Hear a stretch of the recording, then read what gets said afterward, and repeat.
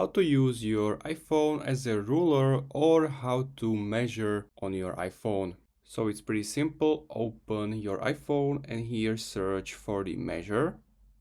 If you don't have this app on your iPhone, which should be by default downloaded on your iPhone, open the App Store and find the measure.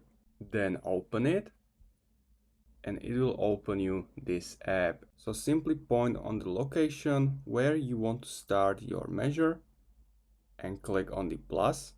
And now you want to click on the end of the distance and next click plus.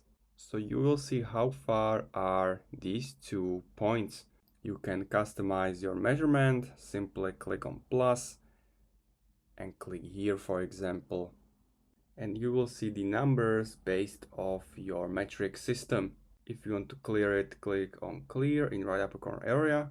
So it's that simple. You can try it on your own, you can play with it, and this is how it works. If you find this video helpful, please consider subscribing and see you next time.